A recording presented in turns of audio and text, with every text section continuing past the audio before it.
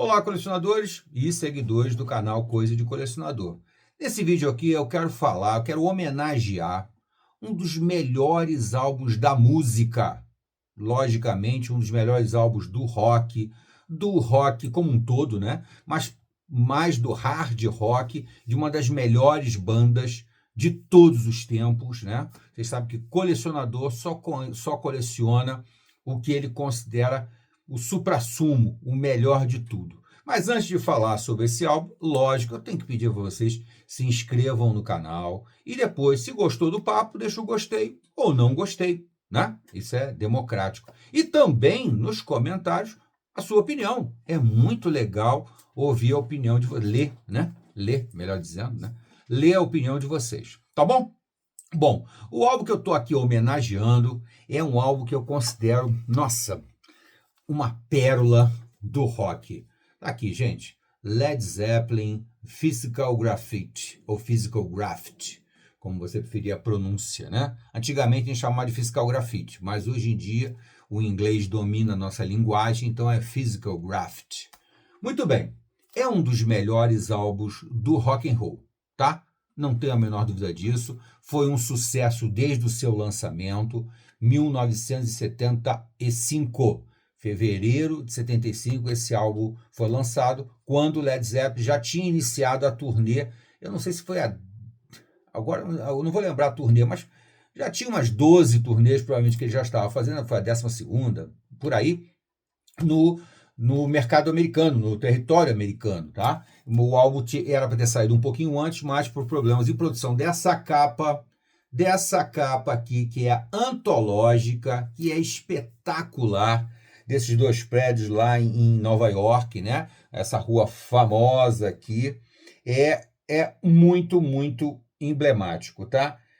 São dois prédios em Nova York, né? Famosos por diversos motivos. Um deles, porque não é o prédio Dakota, né? Onde o John Lennon foi alvejado, né? Acabou falecendo. Não é um deles, mas é semelhante. Então, lembra um pouco isso aqui, né? E é um álbum extraordinário desde o seu lançamento, porque ele saiu com essas janelinhas aqui todas vazadas, tá? Aliás, eu vou até falar um comentário aqui que é o seguinte: muita gente pensa que só saiu esse álbum com as janelas vazadas. Eu vou abrir aqui para vocês verem já já. Mas só saiu a primeira edição, lá de 1975. Não é verdade, não é verdade. Você encontra outras edições, inclusive essa aqui, que é uma edição comemorativa de 40 anos, tá? Edição de 40 anos do álbum, tá? Já com já remasterizada, logicamente, porque isso aqui é 2015, então é bem novo, e já vem totalmente remasterizado, qualidade de som assim muito superior ao original lá de 75, logicamente, né? E essa edição de 40 anos, ela saiu com 3 LPs. A edição original, 2. Essa aqui tem 3 LPs, tem muitas curiosidades, tá?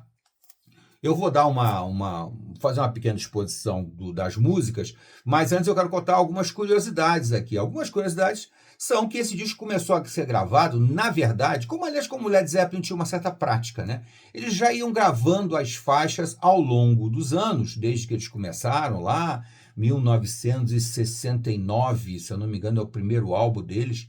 Esse aqui é o sexto álbum do Led Zeppelin, tá? Já estavam lá no topo da cadeia alimentar do rock and roll, já eram reconhecidos por todo mundo como uma fantástica banda. Eu costumo dizer que o Led Zeppelin é a única banda que tem 10 LPs, 10 álbuns sensacionais mesmo, tá? Yes, Pink Floyd, Emerson Lake Palmer, quem você quiser, Black Sabbath, Deep Purple, essas bandas fantásticas, apoteóticas, não tem 10 LPs incrivelmente perfeitos como Led Zeppelin, né? Dá até para a gente pensar em acreditar que o tal do pacto lá com o capeta lá que o Jimmy Page fez, funcionou, porque musicalmente eles conseguiram um prodígio. São 10 álbuns que você vai ouvir se você quiser curtir Led Zeppelin, você vai ouvir de ponta a ponta, extraordinário, tá? Eu até aconselho que você pode começar por esse aqui. Esse aqui é muito interessante nesse sentido, tá?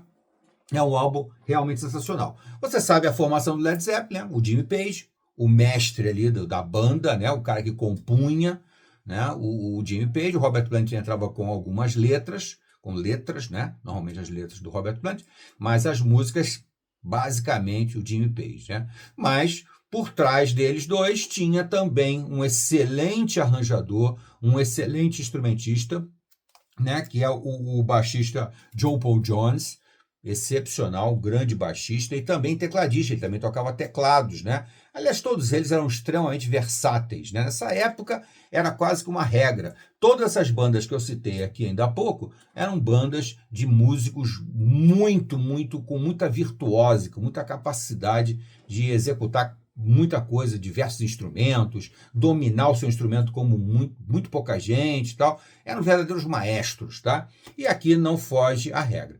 E para terminar, não menos importante, o John Bonham, famoso John Bonham, que apesar de ter uma personalidade muito questionável, um caráter assim, né, muito ruinzinho, mas se você conseguisse desligar das coisas que ele fazia, né, fora da bateria, quando ele se levantava da bateria, você vai considerar que era um dos maiores, ainda é um dos maiores bateristas de todo o tempo, um cara que, né, é aula de bateria, mas também tem que considerar que muito daquele volume que a bateria dele tinha, né, que soa nos discos dele, que eu sempre, quando eu ouvia, quando era garoto, eu dizia assim, nossa, quantas mãos, quantas pernas tem esse baterista? Porque a bateria dele funciona, soa, né, como se fosse uma orquestra de bateria. Não parece uma bateria, parece uma orquestra de bateria. Nem o Carl Palmer, que para mim o melhor baterista de todos os tempos, não soava tão poderoso com a bateria menor, né? O John Bonham não era percussionista. Ele era um excelente baterista, mas não era percussionista. O Carl Palmer era percussionista. Mas a bateria do John Bonham soava de uma maneira poderosíssima. Pareciam trovões. É um negócio impressionante. Logicamente, com o tempo, eu fui descobrir que isso era um dos segredos, de certa forma, uma das mágicas do Jimmy Page, que era gravar vários níveis de bateria, né? Ele mixava, quando ele fazia a mixagem do álbum, que era feita pelo Jimmy Page, ele mixava a bateria do John Bonham em diversos níveis. Então elas se sobrepunham, por isso ficava aquele volume de bateria extraordinário, impressionante até hoje, né? E outra coisa, isso aqui é para ouvir alto, tá, gente? Ouvir baixinho, não dá para ouvir Led Zeppelin, não. Aliás, não dá para ouvir baixinho Black Sabbath, não dá para ouvir baixinho Deep Purple, não dá. Hard rock, você tem que ouvir num volume mais alto, né? O rock erudito, aí dá para ouvir um pouquinho mais baixinho. Mas também não é bom ouvir muito baixinho, não, que você vai perder muita sonoridade. Se você estiver incomodando alguém, bota um fonezinho de ouvido para ouvir, que você, vai ganhar muito com isso, tá?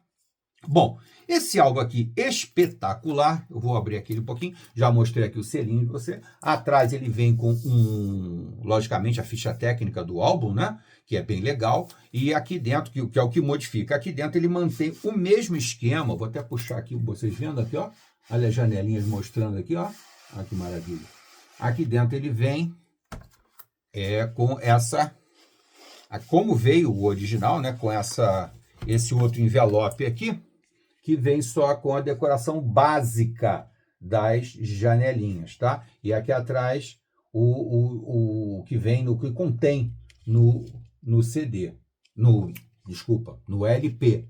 No LP. Então aqui vem o disco número 1, as músicas do disco número 1, e aqui as músicas do disco número 2, que ele já saiu assim, né? Duplo. Agora esse aqui não. Esse daqui é triplo. Olha que maravilha. E vem com mais janelinhas para você decorar lá. Na hora que você quiser variar, você bota para dentro você esconde essa capinha aqui e você bota a decoração que você quiser. Só por curiosidade, deixa eu mostrar mais uma coisa aqui. Eles aqui dentro, mudam aqui, né? Vem o normal, né? Aqui dentro eles puseram uma vazia, janelinhas vazias, sem informação. E esse daqui é o que contém o disco 3, tá? o disco 3 vem, como eles chamam de Companion Audio, que tem umas curiosidades, eu vou falar daqui a pouquinho para vocês. Então vem isso aqui.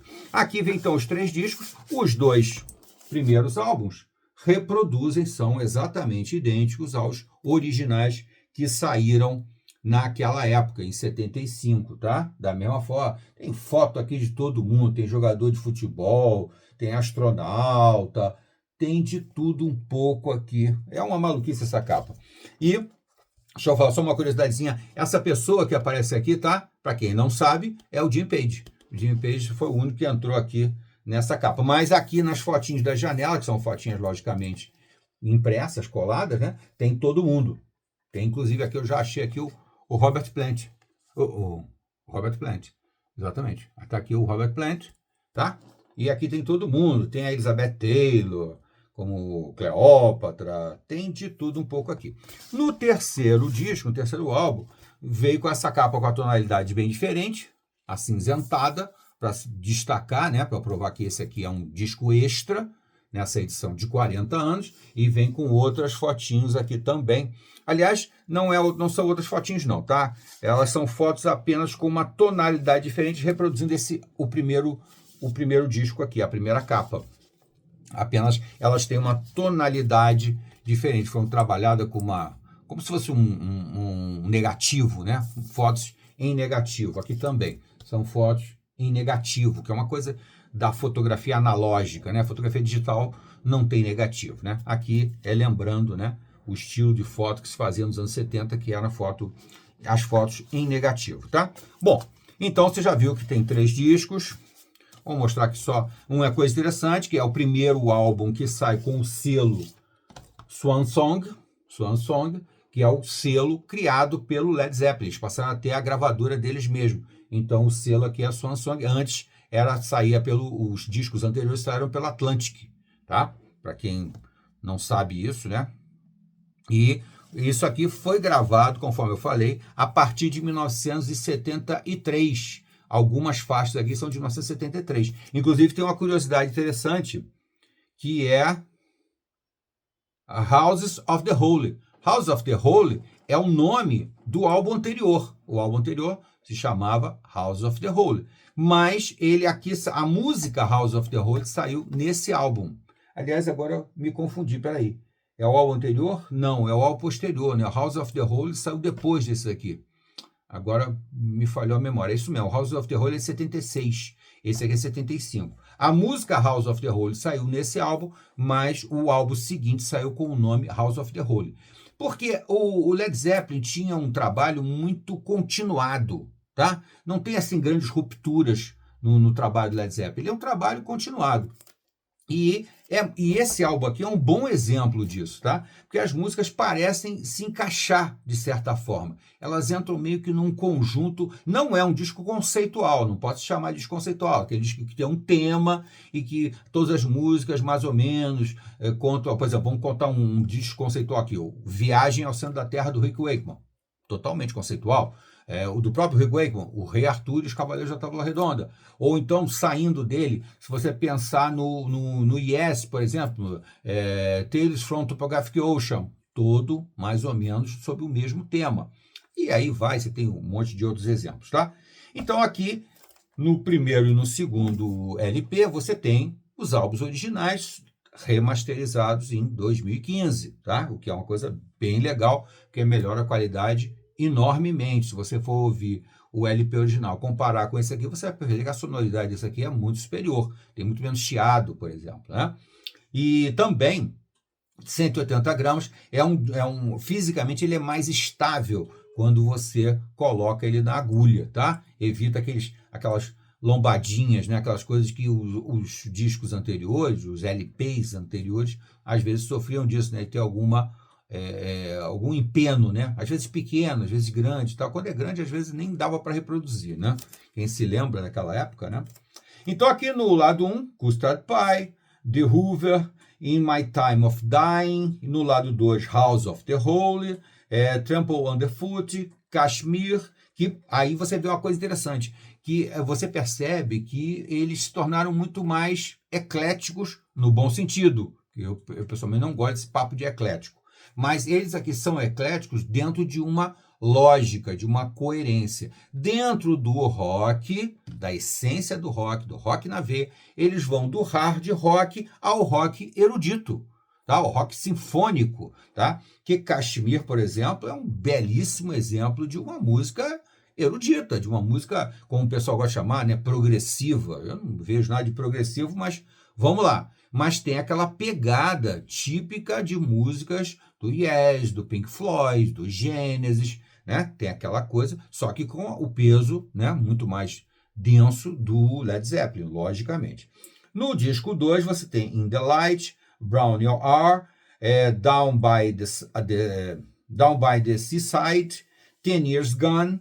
Depois, no lado 2, Nightfly, The Wetton Song, Boogie with Stu, Black Country Woman e Sick Again, que é espetacular, já bastava, já valia. Mas essa edição aqui, a edição de 40 anos, vem ainda com mais um LP. É muita coisa, né, gente? Mais um LP inteiro.